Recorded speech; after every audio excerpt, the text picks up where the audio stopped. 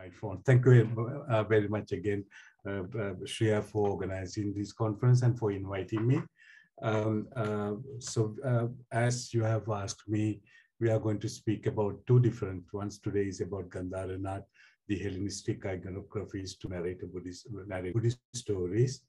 And next time I'll be talking about enigmatic character in Buddhist literature and also Buddhist art called Bhikshuni Utpalavarna. During the first 10 minutes, I'll be repeating what I have told last time when I was talking about the coins. And today's talk is based on this book which came out last year, which is called When West Met East, Gandharan Art Revisited. So if you ask me, what do we mean by Gandharan art? If I summarize it, it is a form of figurative sculpture born in the Gandharan region between the 2nd and the 5th century CE. Gandharan art reflects regional cross-cultural elements arising from its direct relationship with Buddhism and to some extent with Hinduism, given that both flourished in India during the Kushan Empire. In relation to the other forms of figurative art depicting the Buddha, particularly in Amaravati, Nagarjunakonda, and Mathura, Buddhist art in Gandhara is characterized by a naturalism reminiscent of Greek classical art.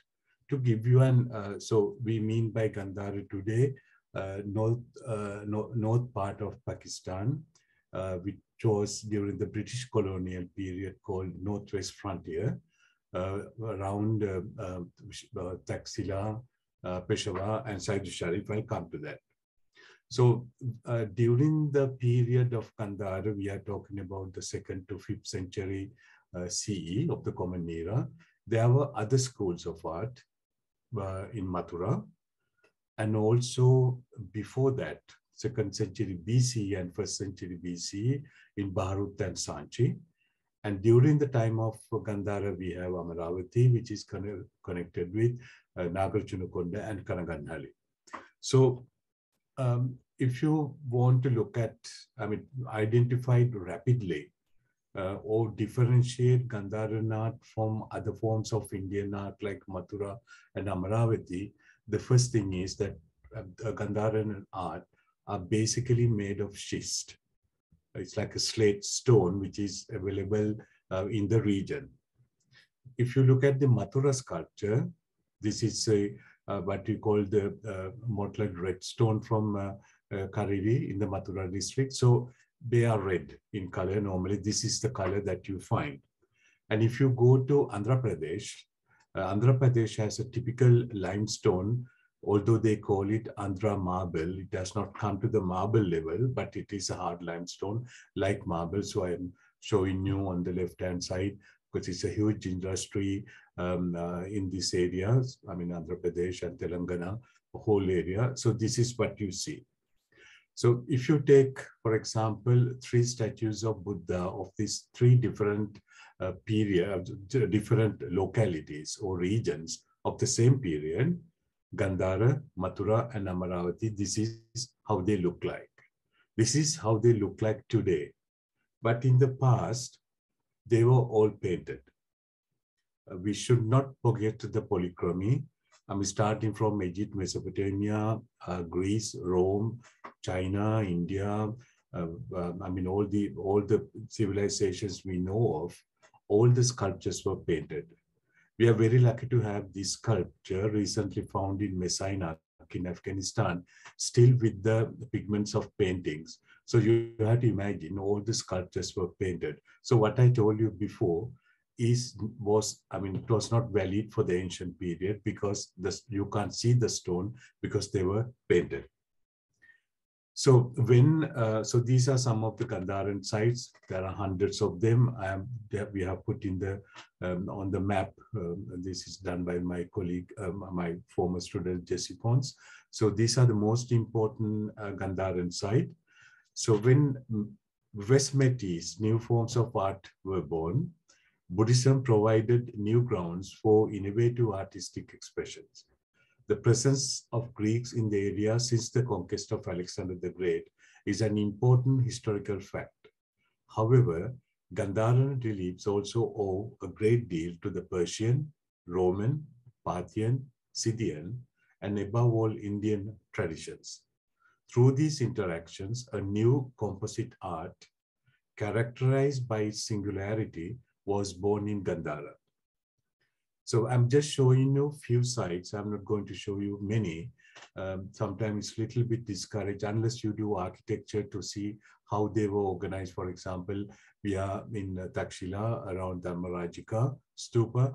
You can see the stupa and also surrounding temples around it, and also the place, the cells of the monks, the monastery. And this was, of course, as you know, excavated by Sir John Marshall. It's very important excavation, not only for Buddhist arts, also other forms of Zoroastrian, Jain, and Hindu art. And here again, I'm showing you north of Peshawar, Takhtibai, a wonderful site, but it is, apart from one statue that they have left, all the statues were taken away during the period of the excavations by the British colonial archaeologists. So they are now dispersed in different museums. This is one of the problems that archaeologists and also art historians face. They are, I mean, for example, in India, Gandharan sculptures are kept in Madras, Chandigarh, New Delhi, Calcutta, Allahabad, Mathura, everywhere. So they all come from Pakistan. This was done during the colonial period, and we don't get a perfect idea how these monasteries look like. So they were all removed. So it's a huge problem. And also apart from that, you have other collections in Europe, for example, British Museum, Ashmolean, Fitzwilliam, and Victorian Albert Museum, and also American museums. Here we have Budkara, which this site was recently, I mean, quite recently, excavated by the Italian archaeologists of Ismeo, started by Tucci and also Pachena and others. Apart from that, the Gandhara is mainly limited to the regions around Peshawar. And if you take it a little further, Taxila could be included, and also Saidu Sharif. And then we have Greater Gandhara, which goes up to former, today's Afghanistan, former India, of course, and it has a different style. I will come to that. And these are not mainly schist, but they are mainly dried clay, not even baked clay, and plaster, and then painted. So just to tell you that I have already spoken about it. So, but I'll go very rapidly to understand, if you didn't follow it, why I call it called Greek inspirations of Gandharan art. So we have to begin with the Alexander's conquest of Indian territories after the Indus.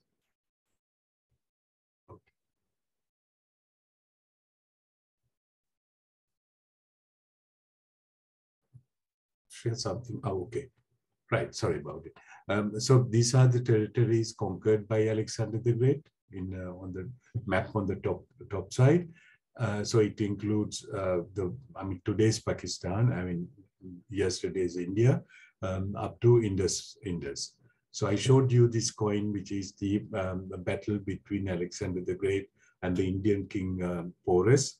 And then, of course, Alexander, although he was defeated by Alexander, Porus gave this region to Porus, and Alexander went back to Babylonia. And on June 10th, 323 BC, he passed away at a very young age of 33 years. So, this is what happened. He gave the region, this area, to the Indian king. Soon after the death of Alexander the Great, his empire, or what he conquered, which correspond to the former Persian Empire, was divided into many parts. And the biggest part, what we call the Seleucid Empire, went under Seleucus I, who was the founder of the Seleucid Empire. So theoretically, the regions of Gandhara up to Indus Valley, all these regions were under the heritage or under the domination of the Seleucids. But as we know, Seleucus first was more engaged in wars against the other generals like Ptolemy and Tikhon-Gonatas and others, and Demetrius. So he couldn't really take care of the regions of Arachosia, Gandhara, and not even Bactria. So during this time, Chandragupta, you know the whole history, became an independent king, and he united the regions until the Hindu Kush Mountains, which was the ancient India known to Greeks and Romans. So we know the rest of the story. After Chandragupta, Bimbisara came to power. After Bimbisara, Ashoka came to power, and Ashoka became a Buddhist. And then, you know, we have heard about, for the first time, the Janapada states were reduced into a huge empire. And it was the first biggest empire in India. So the role of the Hindu Kush Mountain is very important to understand. The region or to the north of the Hindu Kush Mountains, what you call Bactria, it is going to be, right in the middle of Afghanistan, but the region south of the Hindu Kush Mountains in ancient days considered as India. It is very clear from the text. So once you cross these mountains, you are in India, today's Pakistan. And Ashoka claimed that he has constructed 84,000 stupas. We actually don't know what they are. We think Marachika and also Sanchi and other places where there was an original stupa. But what you see here is Marachika in Taxila. The reliefs and sculptures you see there, and also the stupa, they all belong to the Kushana period, meaning during the time of Kanishka from 127 CE for about 4th and the 5th centuries. While Chandragupta was ruling up to Hindu Kush Mountains, the north of the Hindu Kush Mountains, there was a satrap called Dionysus, and he revolted against the Seleucid Empire and became an independent state that we call Greco-Bactrian Kingdom. So this, of course, I discuss with you. If you need, I'm sure Shreya will put the PowerPoint online so you can see them leisurely. And after the decline of the Myrian Empire, Demetrius the First crossed the Hindu Kush Mountains and reconquered the regions. So what we call Gandhara came under the rule of the Greek rulers. So they were there for a long time. This is the reason why Demetrius is shown wearing an elephant scalp, symbolizing India. So as I told you last time, north of the Hindu Kush Mountains, it was more Hellenized. So the Greek rulers like Demetrius, Euthydemus, Heliocles, and others, they struck coins according to the Attic weight. They were monolingual. And the Greek kings who ruled south of the Hindu Kush Mountains in the heart of India, they struck bilingual coins. So here is a unilingual or monolingual coins only with the Greek legend. But when they crossed the Hindu Kush, when they were in India, they struck these coins with the Greek legend on the obverse. So here we have Basileus Soterus Nikiou, and on the reverse we have Maharaja Tratarasa Nikiasa. So it is written in Gandhari using the Kharoshthi alphabet. And we have also heard about Menander, who was a very important king. Some think he was converted to Buddhism. Anyhow, what we know is from the Greek and Roman sources, especially from Plutarch, he died in the war, during the war. When he died, his ashes were distributed. There was a fight, and ashes were distributed among the other kings. Of course, this is some sort of a repetition. What happened after the passing away of the Buddha? So first we have in yellow color the Bactrian kings who ruled there. And then after Demetrius, they all went to India, and they were ruling until about 1020 of the Common Era. When the UHGs came in, and the Yuvichis were later known as Kushans. So the Gandharan art flourished during the time of Kushan Empire, and we have a normal agreement that it was under under Kanishka. Not that Kanishka became a Buddhist, but he has a Machiavellic policy of promoting all the other religions. I told you this when you look at the points, you have the Greek kings, Greek gods, Zoroastrian gods, Hindu gods, and also Buddha on his coins. So he is sent to Greek kingdom, and then we have the Kushan kingdom.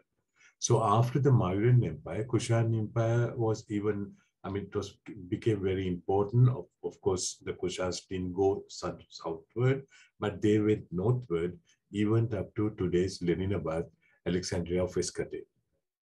So I told you why it is important to know what was there before the Buddhist art. So I started with the Iconographic excavations in Afghanistan, excavated by the French archaeological delegation under the directorship of Paul Bernard. And there they found almost a Greek city with residential quarters, gymnasium, palace, theater, temple, and everything. So this is in the northern border of Tajikistan, but in Afghanistan today. So it had a palace with the three orders, Corinthian, Doric, and Ionic capitals. This is how it looked like, the palace of the Greek rulers. And they have individual houses, quite luxury ones. And then they had a theater. It's very important if you have a theater, that means you sing in Greek, and this is the reason why they even found a manuscript of a Greek play. And then they had a gymnasium. Gymnasium means it's not only you do sports, but also you learn philosophy. That means these kids who were there, the students, they learned the Greek philosophy. And this is how it looked like. And also it had a temple. And I'm coming back to that, especially some are really Greek and some are half Greek and half Zoroastrian. And then other important thing is the Begram. It was called Alexandria of Caucasus, founded by Alexander the Great. And during the time of the Kushans, it became the capital, I mean, one of the capitals of the Kushans. This is what you see. And also during the excavations done by Joseph Akan and Ria Akan in 1937-39, they found enormous amount of objects imported to Afghanistan from Rome and other parts of the world, like Hippocrates, Serapis, and also the colored glass depicting the combat between Hector and Achilles, likewise. So it's quite interesting. The Kushana period, during the Gandhara period, a lot of trade activities were going on. So first there were Greeks, so their culture, their traditions continued, plus there were trade relations. So most of these Greek elements, Greek sculptures, Greek paintings were known to the artists of Gandharan region. So what I have to say very clearly, my opinion about Gandharan art is not the same as the father of Gandharan art, Alfred Fouché, who called that Greco-Buddhist art. What I want to say is that there are Greek, compared to Mathura and also Andhra Pradesh, in Gandharan art, there are a lot of Greek inspirations. There are Greek architectural, sculptural, and also mythological inspirations. But they are all used to narrate a Buddhist story, but not a Greek story. So this is what I am trying to explain today, or discuss today with you. So don't misunderstand me. It's not a colonial way of looking at art that I'm doing now. What I'm trying to say is there are Greek elements, Greek iconographies in Gandharan Buddhist art more than any school of Indian art. So if you look at the architectural elements, we think about Corinthian capitals. As you know, there are three basic orders by the 5th century and also developed in the Hellenistic period: Corinthian that you see, Ionic, and Doric styles. So these are Corinthian. And the basic thing about the Corinthian capital is they imitated the acanthus leaf. So I have put a plant on our left-hand side. And these Corinthian capitals were also found in Afghanistan. So I'm showing you a few photographs from my camera. So if you look at the Gandharan art, basic element that we need to see is, I mean, I don't think I spoke to you about Sanchi and Barut. In Sanchi and Barut, the scenes of a story, the scenes continue, but the early Indian artists didn't make any effort to differentiate or separate different scenes. But in Gandharan art, they clearly do that. In Andhra also they do, but not with the columns. So here we have the columns separating the scenes. For example, on the top, you have the dream of Maya, dreaming a white elephant entering the body, and then the birth of the future Buddha, Siddhartha. So they have these columns with the pseudo capitals of Corinthian style. And the other thing is that it's almost like theater. One of the other aspects is that normally we can't see a bedroom of a lady in this manner, as if they removed the front wall, allowing us to see what was happening inside the room. So it is what we call theater. Once you open the screen, you can see inside the house, which normally we can't see the normal time. So this is the technique of Gandharan art the other way. So just to show you, on the top we have Nagarjunakonda. They don't use Corinthian capitals to separate the scenes, but they use Mithuna couples. It's quite interesting to see that. And below you have Gandharan art, where the scenes are separated by Corinthian columns with Corinthian capitals. So these are some of the Corinthian capitals that you find. They were mainly found in Afghanistan. Something that you don't see in Greece is you don't see human beings in the Corinthian capital. But here they introduce different people, donors, sometimes even bodhisattvas, Buddhas, and also Surya and other gods. Then Greek furniture, how Greek furniture is used to narrate a Buddhist story.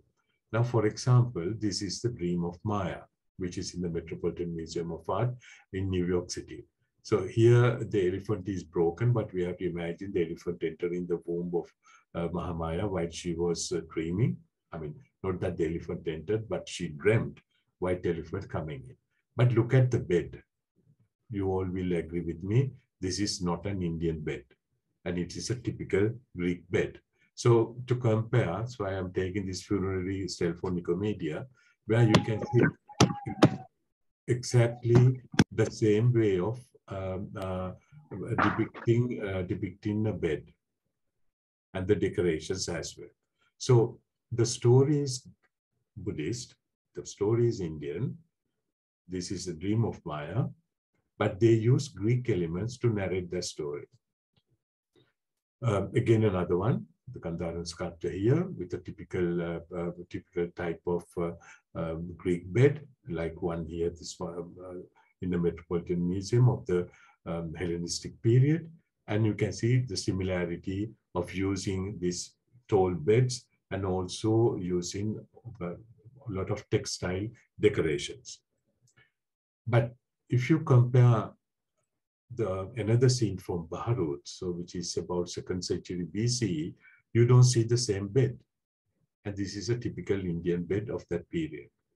So here, to narrate the same story, you have an exaggerated elephant, the white elephant entering. And here you have a small elephant, but she's, sleeping on a very comfortable, sorry for using the word comfortable, on a different type of bed. So this is how you can see the difference between two styles. And then we have Greek decorative motifs. For example, what we call the bead and reel motif that you find even Ashokan columns, and also in this, which I'll be talking next time when I talk about Utpalavarna. And you can see, again, they use the Greek. And it is also found on the coins. And this is, of course, the coin of Apollodotus I, who ruled in Bactria.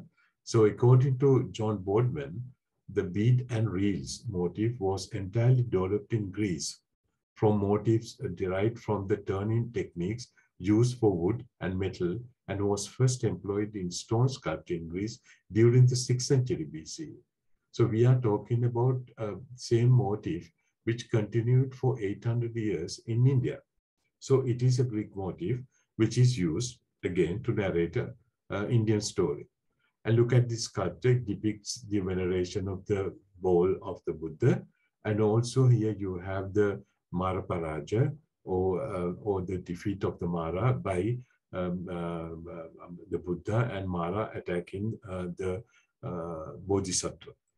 So if you look at these decorations, the Apashitra of the false gable panel adorned with row of dented motifs, followed by another row of 5-petal flowers, alternating with lozenge motifs. These are all Greek motifs, which of course later entered into Indian art.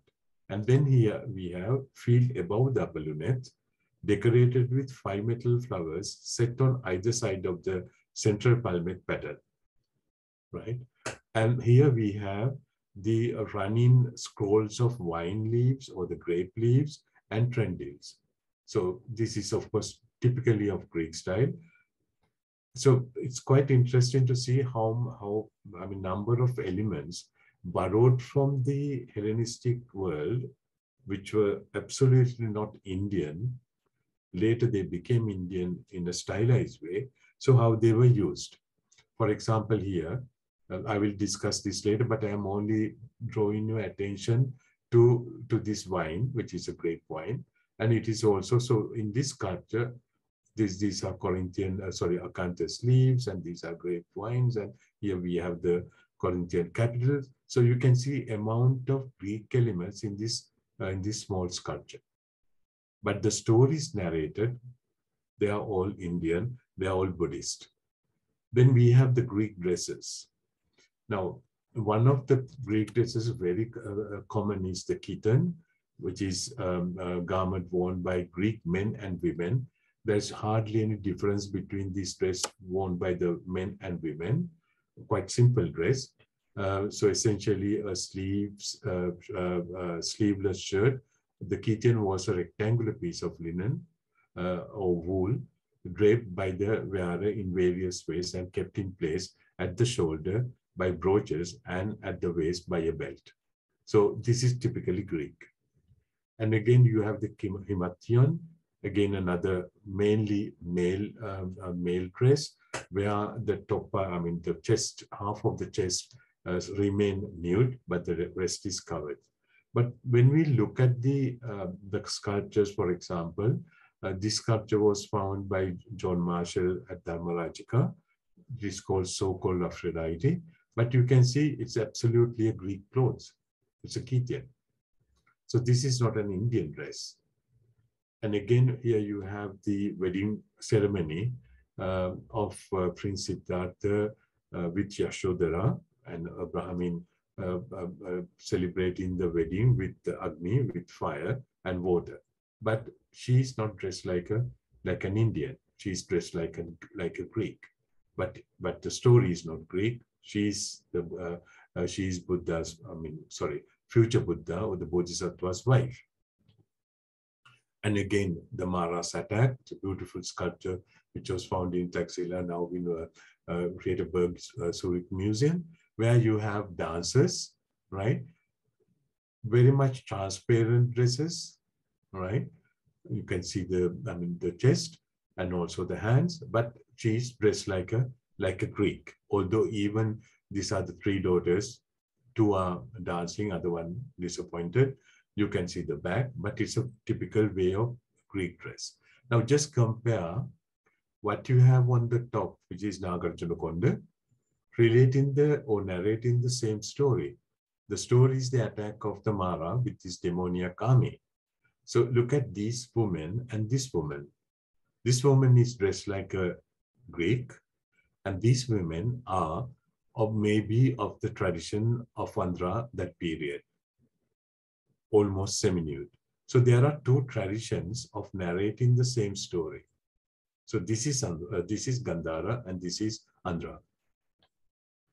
Again, these kind of scenes, you have, I mean, flirting scenes in Gandhara. I'll be talking about it in a moment. You have an old man, tempting a young woman.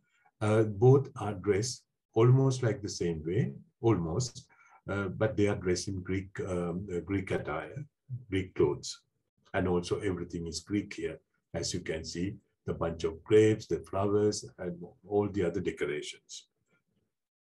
So if you look at the coins, this is a coin of Nicias and another coin is of Philoxenus, two Indo-Greek kings who ruled in Gandhara. These are Greek soldiers. So to narrate the story of the attack of Mara, this was found in Budkara in the Swat Valley by the Italian archaeologist. The Buddha is in Bhumisparsha Mudra, about to take earth as witness, and this is the almost defeated army of Mara. Look at these soldiers who were defeated. They all dress like Greek soldiers. So this is something that you don't see in Mathura or in Andhra Pradesh. So that only can be seen in Gandharan art because it's like, some of the paintings in Sri Lanka to depict in a better way the attack of demons of Mara in the 18th century. They have soldiers pointing guns at the Bodhisattva. So those who are pointing the guns are the colonial soldiers. So in the same way, the Greeks were there and the Scythians were there. And the Scythians used to wear the cataphractus, heavy armor, like here, which was found in Iconum excavations. So they also wear the same armor. So just to show the people, the Buddha's worst enemies were our enemies of the day at present. The same thing like a British soldier pointing a gun at the Bodhisattva because they were the enemies of the people of that period in the 18th century during the, there are also Portuguese soldiers and also British soldiers later. So they are the one, our enemies are the enemies of the Buddha. So this is what they found in Icano. Look at this same scene and also the way how karma is depicted in Nagarjunakonda and also in Andhra Pradesh. So man with a slender body standing in Tribhanga, the posture of tree bend pose, holding a sugarcane, bow and a flowering arrow is Mara, who is also Kama. So a woman is Kama's most effective weapon. Kama even boasts in front of Brahma of his capacity to topple gods, sages, demons, and make Brahma and Vishnu go astray and even Shiva fall. So this is in Shiva Purana. So here, the Mara takes the form of Kama. But if you look at the Gandharan sculptures, you never see Kama. You see a soldier with a Greek or Scythian or whatever attacking the Buddha. So again, same period, two traditions. Then about the Greek techniques. In Gandharan art, Greek techniques were used. One is what we call acrolytic. The Greek technique of making acrolyths was quite popular in the Hellenistic period. According to this technique, the extremities of the statue, such as head, feet, hands, were of solid material, while the rest was made of wood or clay. So it comes from the Greek word, Greek etymology, lithos, right? Across a lithos, height and extremity. Lithos means stone. So these parts are of marble and the rest is of wood. And then you cover with clothes. Why I say this is, this technique continued also in Icanum. They found one foot of the god with a thunderbolt. So people believe normally it's Zeus. I believe also it's Zeus. But this is cut here. That means this is the only part of marble that you can see. Rest was made of, some parts were made of marble like here fingers, and other parts were made of wood. So the statue would have looked like this. Taking the coins of Antiochus and Hermias as example. So extremities were made of marble, the rest was made of wood. So this is one Greek technique that you don't see anywhere else in Indian art. You can, I mean, go to Mathura, Andhra Pradesh, you don't see that. But you can see it in Gandhara. I think most of you have seen or read about this statue, which was published by John Boardman. The classicization style and the excellence of carving would be hard to match in the contemporary Mediterranean world. It's a beautiful statue of a bodhisattva. So I can remember this was published, and it was also exhibited in many museums like London and Paris. While I was working in Pakistan, one of the professors told me the rest of the statue is also in Pakistan. The head was in Geneva. So I went to see this person in a very remote area in Pakistan, and he allowed me to take photographs. So this is the chest of the same figure. So he told me how it was found. The traders or the merchants or the dealers who wanted to, they only wanted to buy the head, because rest they didn't care, because it's quite heavy. It's hard marble coming from Asia Minor. So I wrote this article. Inside it is empty, and there are other places where you have the hands and the legs, and also this photograph on our left-hand side. Originally, the statue had two eyes. During the transport from Peshawar to New York and from New York to Geneva, at one point they lost the eye. So the original photograph I published is very important, and it was found under a brick kiln, a brick furnace. That's why it is so much, with the fire burnt. Originally, when the statue was found, like we do in Pakistan and India, they think all the statues were of this color, so they take huge brushes and clean them, and then the pigments, the paints, they go away. This statue was covered by gold leaf. So it looks like almost like this, right? You can just replace here, and this part is we found, not the bottom part. So it means to say it looked like this. So almost like a bodhisattva image. The parts that we can see made of marble, the rest was made of wood. So again, another technique that you don't find nowhere in India apart from in Gandhara. And then we have what we call the Greek naturalism, which is not found in other forms of art. I'm not going to say one is superior than the other. But what I want to say is there is one of, for example, you don't see such expressively carved sculptures in Mathura or Andhra Pradesh or any other region, even during the Gupta period. This is what we see, what we read in Narrate Buddhist.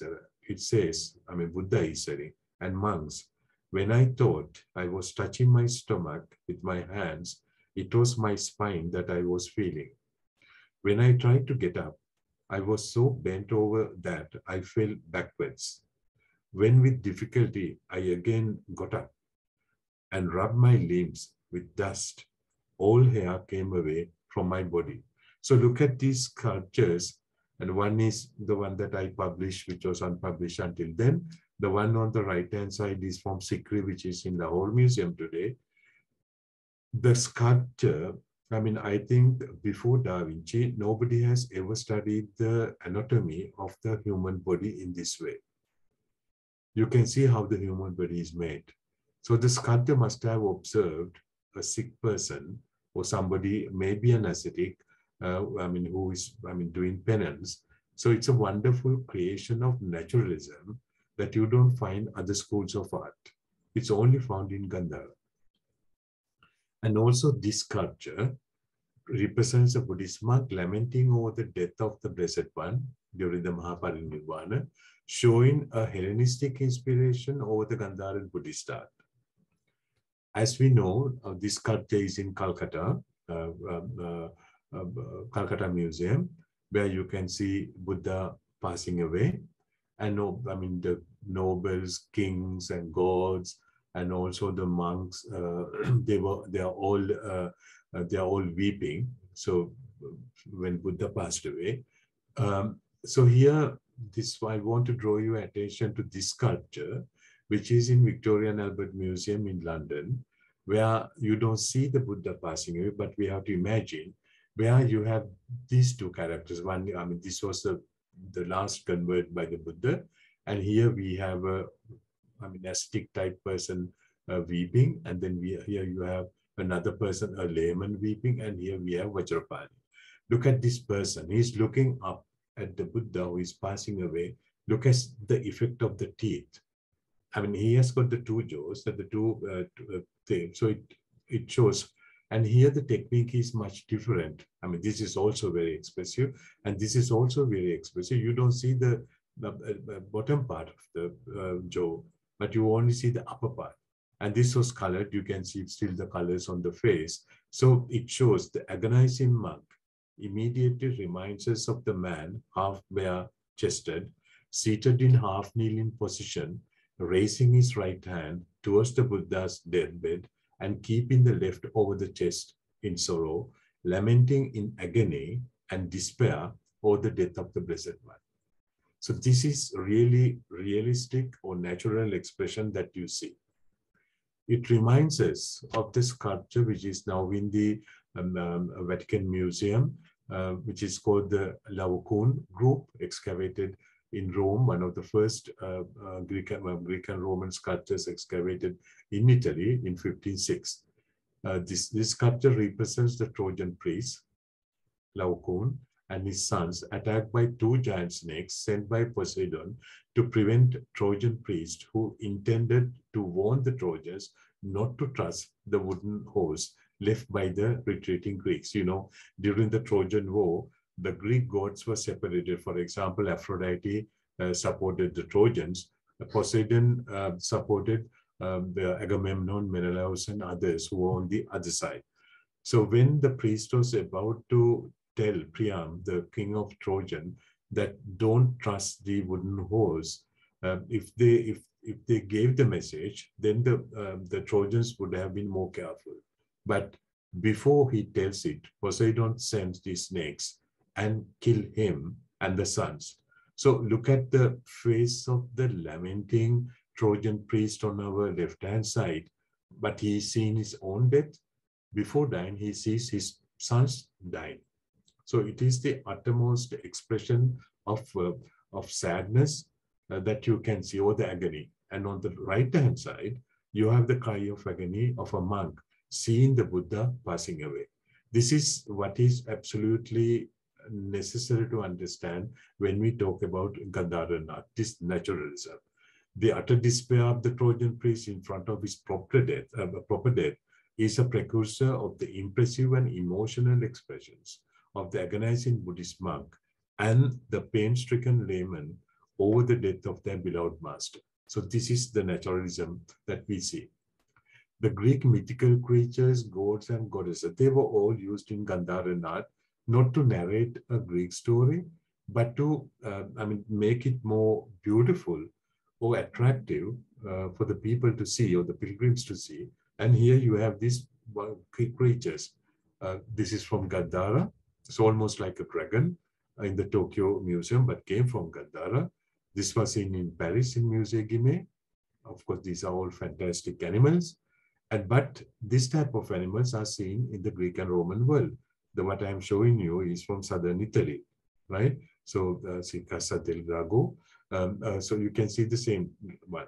Again, another one from Ostia, close to Rome in Italy. Again, another hybrid creature. So when you come to Gandharan art, you have sometimes half monstrous, half human creatures.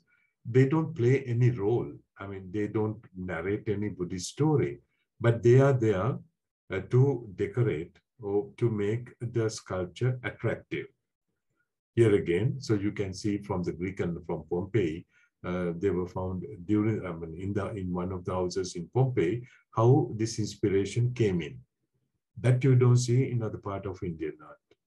And also the tridents that you can see here, half human, half fish, with the fish tails, playing music and other things. And also these creatures, these are almost like tridents, half human, and half fish. Then we have the Garland Bearers.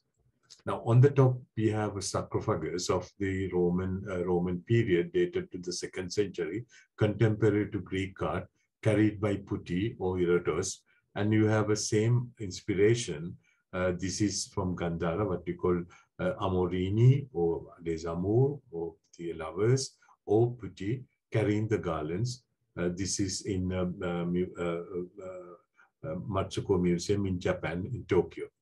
And also in this stupa I'll be discussing, where you have also the Garland Bearers, very Hellenistic inspiration. And then, for example, take Atlas for a second. We all have heard about Atlas. So this sculpture is of the 2nd century CE, but it's a copy of a Greek Hellenistic period. So normally, the Atlas is a titan of Greek mythology who is represented in early Greek vase painting and the oldest known representation of the celestial spheres and classical constellations. He is not carrying the earth, but he is carrying the universe. So there is something lost in translation in Gandharan art. In Gandharan art, this is from Hadda, from Afghanistan, the Atlas changed their role. They no more carry the universe, but they carry the building. And here too, sometimes they don't carry anything, but they are not the real Atlas that we see. Here you have half Heracles and half Atlas with the skin of the lion Neme, and he has got the wings. And again, in Marachika in Taxila, you can see these seated figures holding the building. And then the Greek gods and goddesses, Tyche, city goddesses. I think, Shreya, I will take another 20 minutes if you don't mind. So here we have Tyche. What we call the Tyche is the Fortuna or the city goddess. Now this sculpture is also in the Vatican Museum, but again a copy of a Hellenistic one. To differentiate the Tyche from the other gods, we can see on her couvre-chef for the headdress, we have a tower representing the city. So same thing you can see on Gandharan art, what you call a Tyche, the city goddess, popular in the Greek coins and depicted in Buddhist art, holding a cornucopia. Cornucopia means the corn of abundance, is conflated in Gandharan art with Hariti.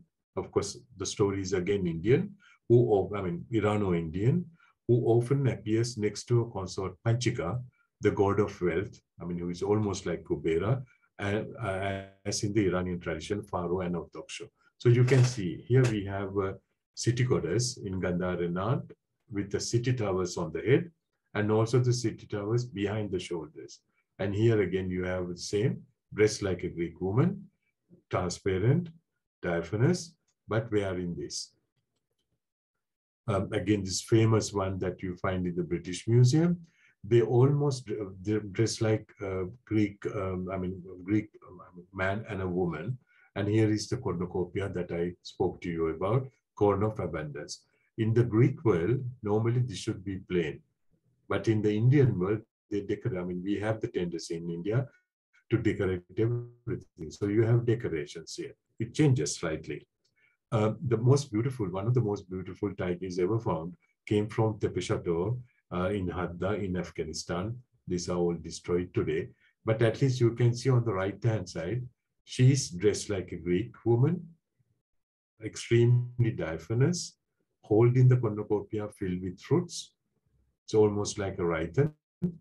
And so stylistically, if you separate this figure and put it in a Greek context, everybody will say this is Greek, apart from the cornucopia, which is decorated. But here we have a Buddhist context where Buddha is seated.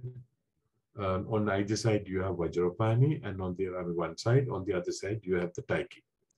The Tyche was very popular. Now here is the coin of Amintas seated on a chair, holding the cornucopia and wearing the city crown. And also these plates were found recently in Afghanistan, where you can see again. Of course, they were found in Afghanistan. It's important to mention. Holding the cornucopia, dressed like a Greek woman.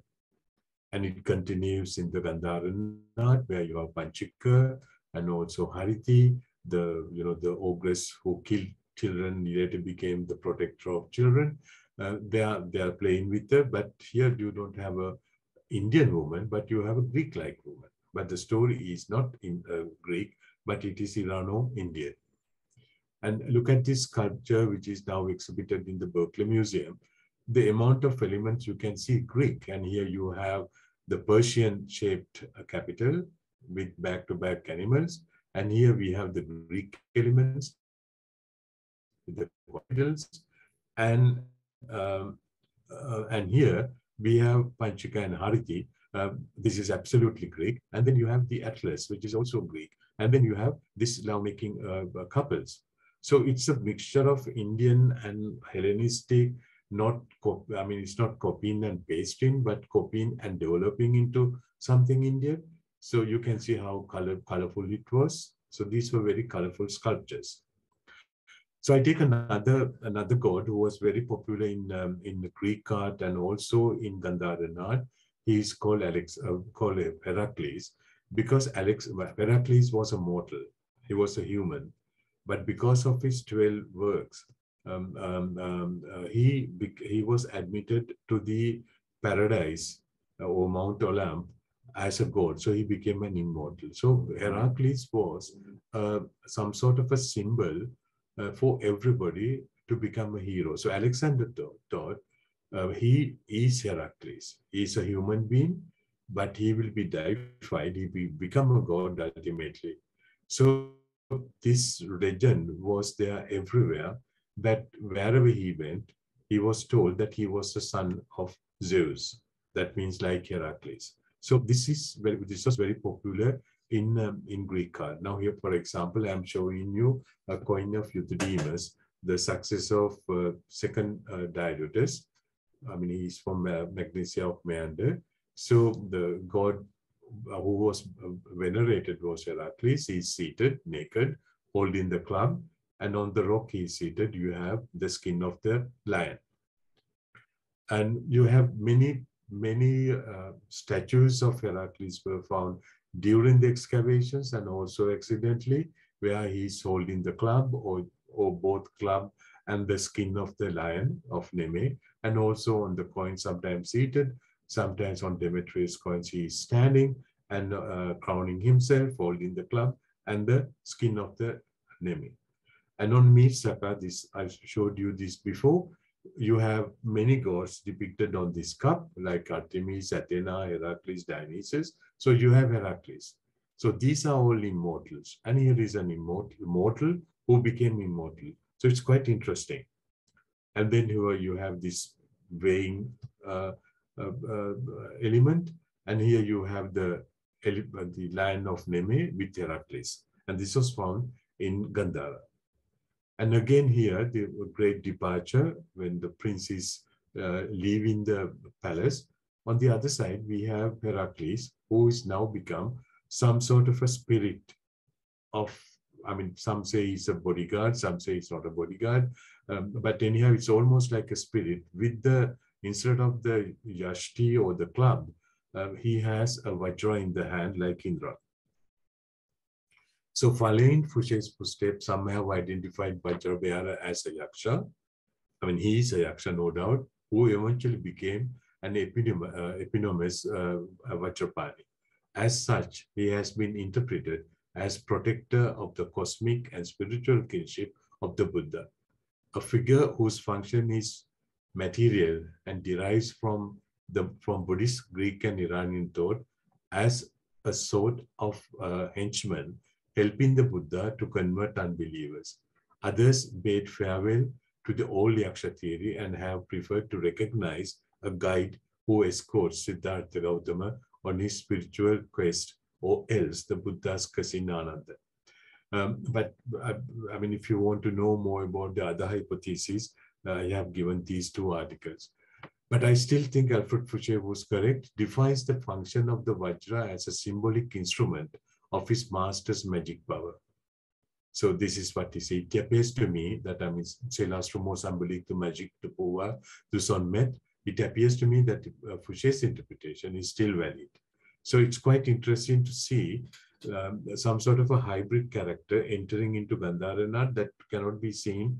I mean, you can see him in very rarely on other forms of art, but in Gandharan art, he is always there after the great departure when he left the palace. So I showed you this one. That means you have Taiki on one side, and here you have Vajrapani holding the Vajra in the hand. So just look at it. If you just isolate this sculpture from the Buddhist context, you will immediately say he is Heracles. Apart from the Vajra, there is nothing that would tell us he is Indian. You can see his curly hair, the beard, the face of the elephant, which goes behind the back and comes over here. So it is the lion that he killed, and like here. So it's everything is Greek here, but the story is Buddhist. Here the Vajrapani is depicted in the guise of the Greek hero Heracles, who killed the lion of Neme. The lion's head is placed on the left shoulder, and the skin of the beast passing over the hero's back reappear over his lap, knotted around his lower waist, with clothes falling outside the left thigh. In appearance, he is Greek, but the story is Buddhist. So this is what you exactly see. And here is another one, very important sculpture, which I'm not going to discuss because I would need at least another 2 hours to do that. But I'm just drawing your attention to a very interesting figure where Heracles, like Heracles, has a club and also has the Vajra in the hand. Normally in the Greek world, normally Heracles is nude, but here we are in a Buddhist context, he is semi-nude but transparent. So again, we have the sculpture that I showed you. Heracles, now of course there's nothing, his spirit is lost. So he throws the Vajra away and he's lamenting over the death of the Buddha. So I'll be taking another 10 minutes, if you don't mind, to talk about Dionysus, which is very important element. Dionysius is considered as the conqueror of India. The most ancient Dionysus was an Indian, and since his country, because of the excellent climate, produced the wine in abundance without cultivation, he was the first to press out the clusters of grapes and to devise the use of wine as natural product. Likewise, to give the proper care to the figs and other fruits. So this tradition was there in India, that he was an Indian, and from India he went to Greece, and he is the one who invented the technique of making wine. So he had another very important role to play in the Indian history. So Alexander thought he's also Dionysius, not only Heracles. So if you look at most of these sarcophagus of Roman period, you can see the procession of Dionysius, sometimes, in a chariot driven by the panther, you can see here, and also using the elephants, although they do look mainly like African elephants, but the stories he came back from India with the elephants, with the other semi-gods like Pans, the Maenades and others. Again, another one you can see here, the chariot is driven by Yohavariante, and Dionysus' chariot is driven by elephants with the lions. So they are in some sort of an ecstasy. So, so the triumph of Dionysus, depicted on the 2nd century sarcophagus, Roman sarcophagus. And again, another one of sarcophagus with a, you can see people are playing flute, and they are half horses, half human beings. So we enter into a completely fantastic world of dream, aspirations, sex, and wine, everything. So this is what you call the Dionysian world, or Bacchus, that you see. So this was very important. So Dionysus was the god of wine and vintage. With these troops, he returned to Greece accompanied by a triumphal procession in a chariot decorated in wine leaves and drawn by panthers. His escorts were Silene, bacchantes, satyrs, Pans, and other fertility. They are all fertility demons, such as the god Priapus. This triumphal procession is a popular theme in Roman art, as revealed by number of reliefs appearing in the sarcophagi.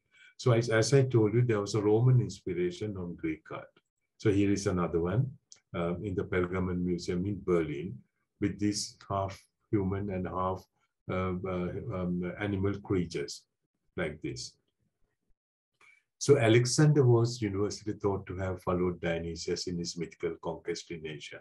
So Dionysius came from India to Greece, and he went from Greece to India. So he always had this, he wanted to be immortal like Heracles, and he said to himself, I am following the path of Dionysius. So this is with this intention. Never forget, he was very young when he joined the battle with his father, Philip II, but his teacher was Aristotle, who was one of the best philosopher ever in that period of his time. This is, of course, long time after Plato and Socrates. And here you have also in this cup Dionysius, seated on a rock and a panther skin and Theseus in the hand. And also the fact that there was a theater in Iconium is important. And here is the fountain with masks. As you know, in Greek theater, they never appeared in human face, so they had a mask, and these masks were found. And to give you a few examples how influential the Dionysiac culture in India, also in Afghanistan, here you have an Erotos seated on amphora and holding the cup, saying that I have no more wine to drink. But he's holding bunches of grapes and even in the ear.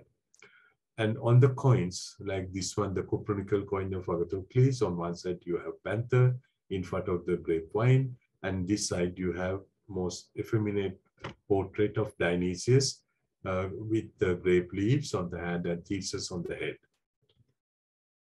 And these bowls, there are many bowls of this type depicting Dionysius found in Afghanistan with the panther skin. And here is another one, right? Silver bowl. And here you have more, of course, it is, Dionysius in effeminate mood. And then here is another one, Dionysius, consort or wife, Ariadne, as you can see from here. So we are in the same thesis. And again, another one, a procession of Dionysian procession, which was found in Afghanistan, now which is in a private collection. So the founders of Greek Bactrias appears to have fostered the preservations of Hellenistic style and imagery in the visual arts wherever possible. And the scenes from Greek myths depicting the silverworks seem to have been comprehensible to both artists and patrons. So this is excellent article in a book written by Martha Carter. For example, in Iliatepe, when they were excavating, they found this. You have Ariadne and Dionysius riding a panther, and also you have a Pan holding a jar filled with wine, and Ariadne giving the cup to Dionysius, and Dionysius touching the breast of Ariadne, and they are crowned by Nike the victory.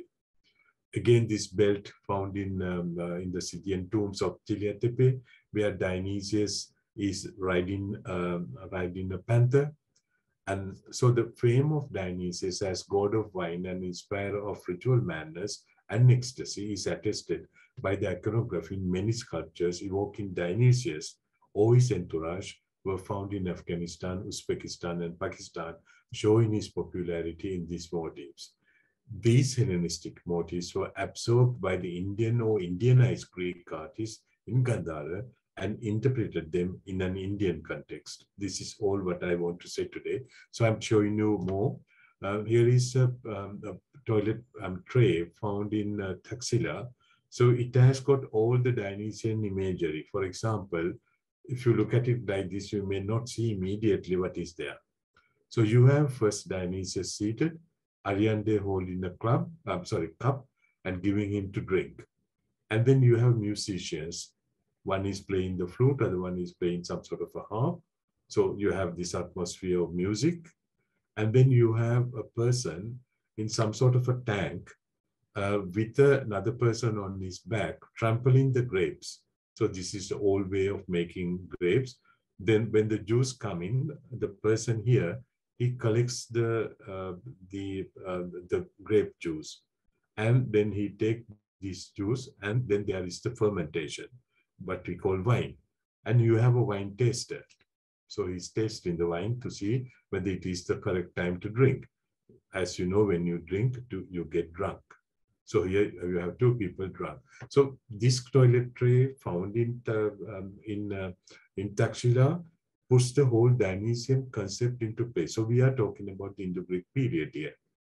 And if you look at the sculptures, this was, wrongly interpreted by my good friend Tanabe as a procession going to see Buddha's birth. No, this is a typical Dionysian scene where you have these fantasies of chariots, and then this person is seated, another woman is giving him to drink, and also, he's drinking. So it's again a Dionysian. There are many Dionysian scenes in Gandharan art. I am showing you only few of them.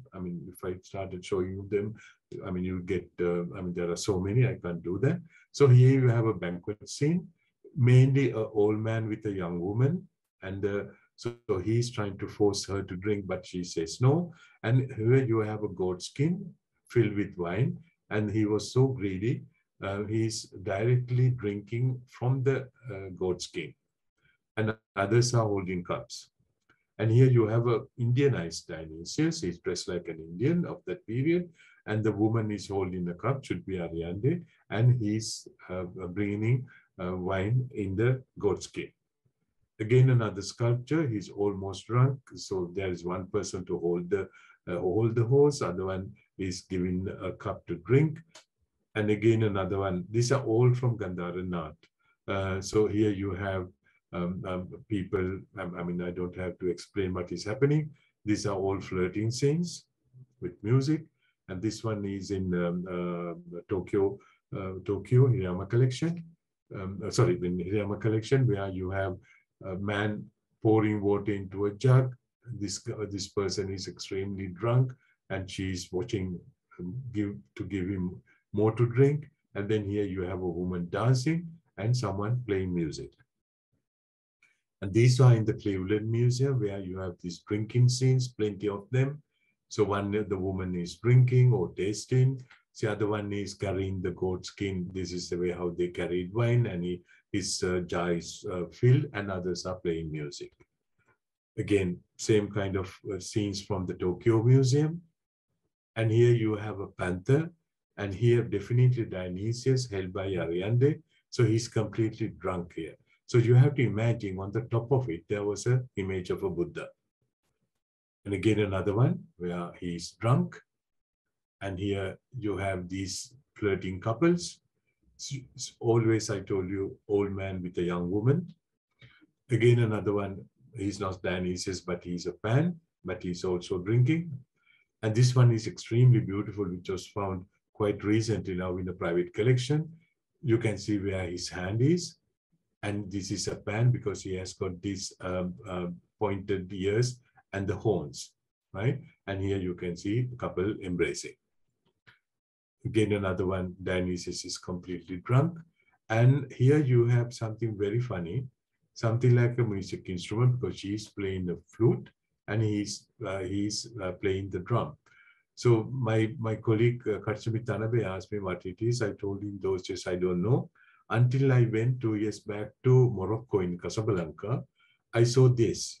So this kid with the other musicians was playing the drum. This is how he played the drum on the top of it. So he gave a wonderful rhythm to it. So it should have been something like that. The man is playing it. And then again, the couple on the base of a Buddha image. And here we have Sarderi. I'll be discussing this on next time when I talk about Utpalavarna, where you have couples drinking, playing music, dancing, and flirting.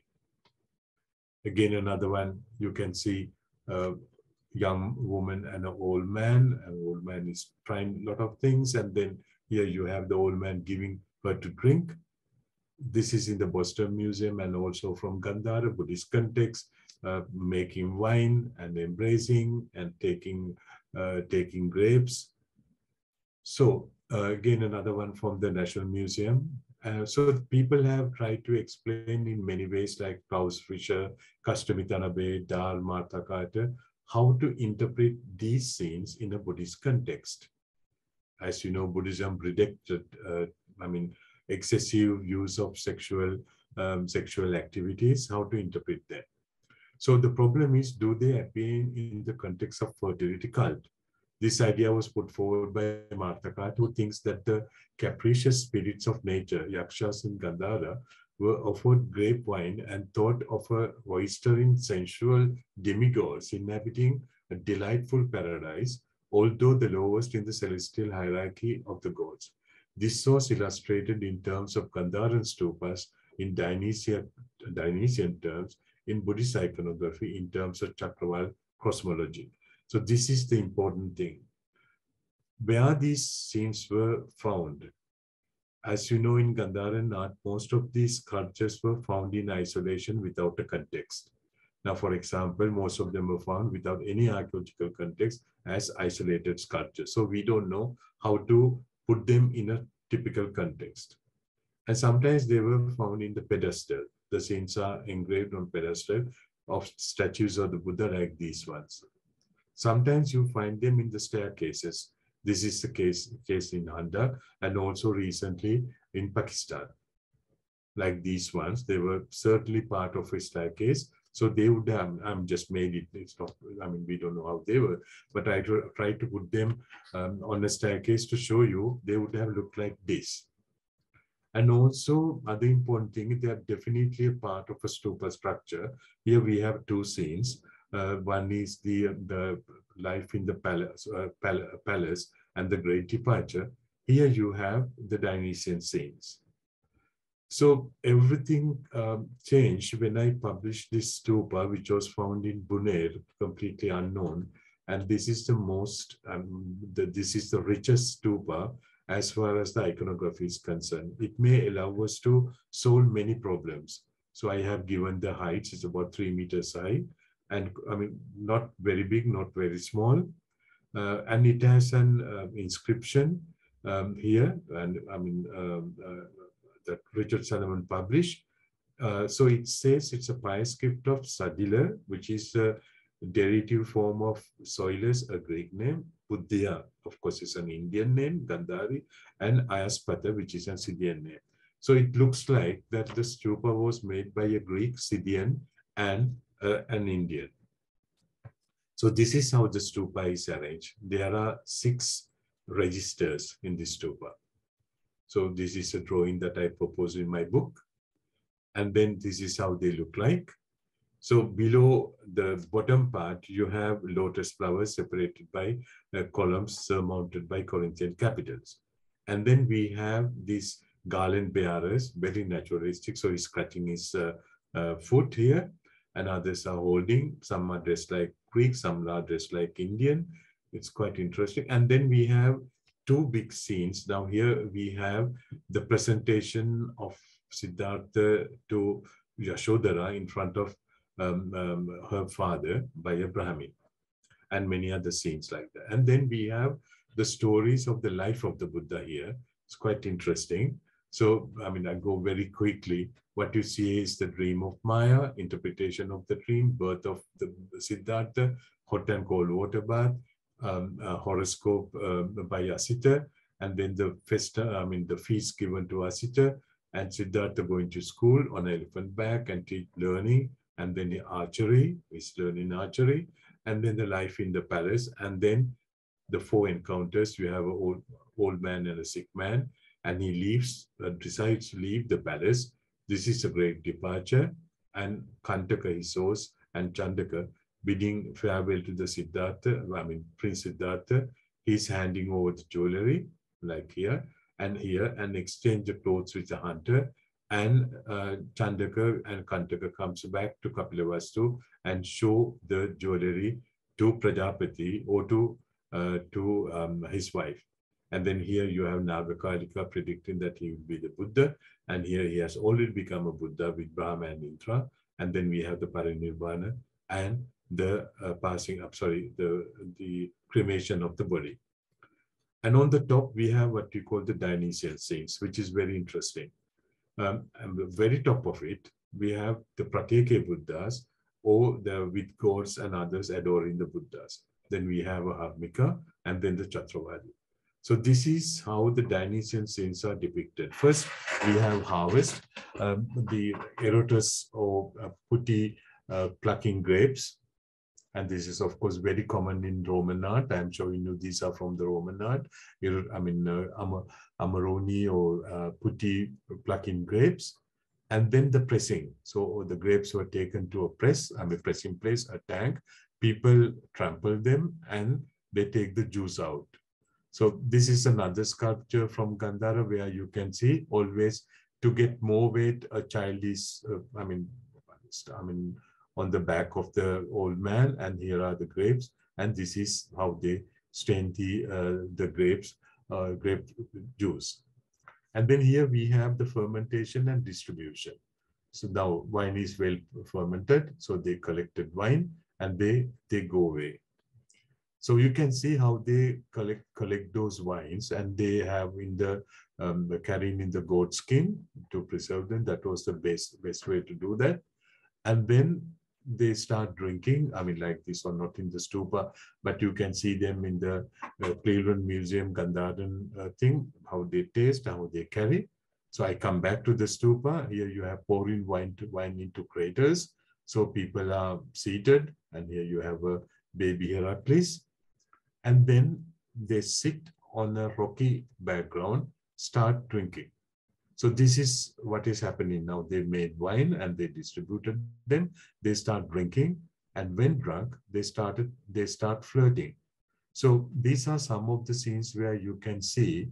This is, of course, don't forget, this is a Buddhist stupa, and this man is completely drunk, and he's, of course, I don't have to explain to you what he's doing. And here again, a couple drinking. So these are some of the scenes that you find in this stupa, like the one isolated ones that I showed you. So I'm showing you this one, the Pompeii figure painting. These scenes are quite common. These are erotic scenes that normally found in Greek and Roman world. But the story does not end here. So you can see these are they are flirting and having sex.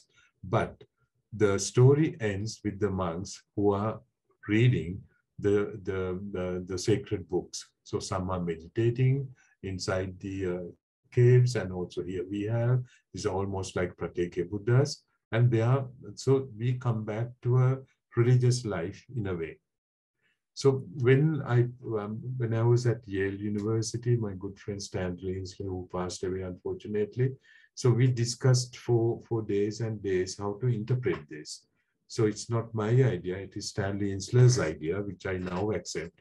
So it shows, if you read Ramayana or Mahabharata, we have the cosmology or Chakravarti cosmology of Devas, Gandharvas, Yakshas, Nagas, Rakshas, and all this. According to Vedic conception of the world is categorized. This is exactly what you see in the stupa. You have Devas, the sky, depicted by the Buddhas or Pratyeke Buddhas. Then you have the middle region. This is the region of the Gandharvas and Yakshas. It is the intermediate region.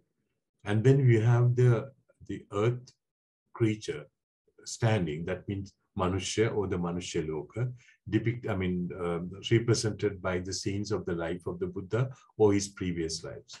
Then we come to earth creature crawling, that means Urga and Naga. I'm highly stylized, symbolized by the garlands, and then we come to subterranean creatures, Rakshas and Asuras, because lotus is, it's a flower of the water and the mud. So we go to the underworld. So this is what you see. So layout of the stupa is, it's a vision of Chakravarti cosmology, bearing in mind the fact that the stupa is the physical and terrestrial representation of the cosmos. The depiction of Siddhartha Gautama's life and the rose of Buddha could respectively illustrate the world of men, Manusha, and of heaven, world of Devas. Therefore, within the Gandharan Buddhist context, the Dionysian motifs could be understood as a symbolic representation of the intermediary world of Yakshas. Obviously, the lower heavens on the slopes of the world mountain were far more accessible, even if they were only temporary way stations in the inevitable cycle of rebirth. We also have the representations of the world of crawling creatures, Urga and Naga, the last strata of the stupa carved with flowers rooted in the mud and opening to the light would illustrate the subterranean world of Rakshas, Danvas, and Asuras. In a recent study, Martha Carter, without even knowing the existence of the Bunir Stupa that I first published last year, wrote, like a prophecy, without knowing the existence, all versions of Dionysus' Asian conquest of the Roman sarcophagi seem to be that of a triumphal parade without a hint of armaments, since his adversaries were apparently subdued by enchantment rather than force. Behind these remarkable reliefs, this implication of a triumph over death as presented in Dionysian mysteries. So in conclusion, I'm sorry, Shreya, for taking time. In conclusion, the presence of Greeks in Gandhara from the conquest of Alexander has continued for another 6 centuries, leaving reminiscences of the past in the minds and the behaviors of the various populations of the region. The depictions related to Dionysus, the god of ecstasy and intoxication, is a good example to show how cultural interactions with the Hellenistic world in these frontier regions gave birth to the emergence of a composite iconography. As Don Bornberg said, the success of classical art in Gandhara was probably largely the result of the earlier infiltration of Greek art into Indian and of the skillful choice by Indian artists of what could serve them. Beyond and after Gandhara, it was only a trappings of classical art that survived, but survive they did, and tenaciously. So this is what I have got to say. I beg you to forgive me for taking about 20 minutes more for this. So I'll be very happy to answer your questions. Thank you very, very much.